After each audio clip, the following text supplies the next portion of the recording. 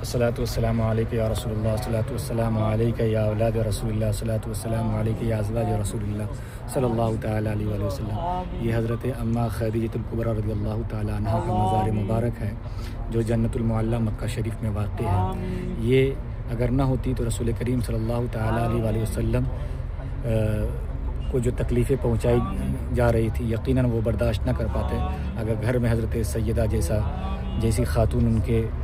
زوجہ محترمہ نہ ہوتی۔ یقیناً اسلام کو پھیلانے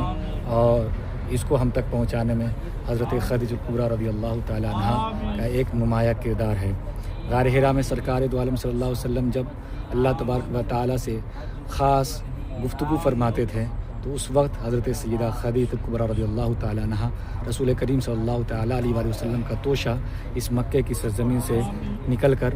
بلکہ حرا پہاڑی پر جاتی تھی اور وہاں سرکار دو عالم صلی اللہ تعالیٰ علیہ وآلہ وسلم کھانا کھلایا کرتی تھی۔ جب ان کے اوپر وحی نازل ہوئی رسول اللہ صلی اللہ علیہ وسلم بے قرار ہوئے تو دل کو تسلی دلانے کے لیے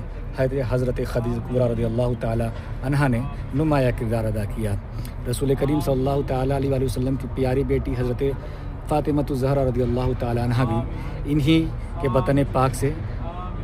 دنیا میں تشریف لائی اور ان کے بطن پاک سے حضرت امام حسنین کریمین رضی اللہ تعالیٰ عنہما پیدا ہوئے جو آج پوری امت مسلمہ جن کی یاد مناتی ہے، جن کو مانتی ہے، جن سے محبت کرتی ہے۔ اور کیوں نہ محبت کریں، اللہ نے فرمایا قُلْ لَا أَسْأَلُكُمْ عَلَيْهِ أَجْرًا إِلَّا الْمَوَدَّةَ فِي الْقُرْبَى کہ اللہ کے رسول صلی اللہ تعالیٰ علیہ وآلہ وسلم کو اللہ تبارک و تعالیٰ نے حکم دیا کہ آپ فرمائیں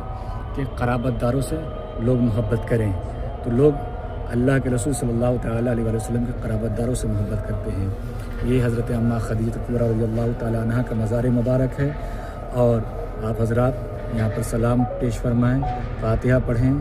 اور اپنے لیے بھی دعائے خیر کریں۔ یقیناً ان کی بارگاہ میں کھڑے ہو کر دعا کرنے سے اللہ رب العزت ضرور ہماری دعاؤں قبول فرمائے گا۔ اور یہ جملہ مزارات صحابہ اور مزارات مومنین مومنات ہیں۔ السلام علیکم ورحمۃ اللہ تعالیٰ وبرکاتہ۔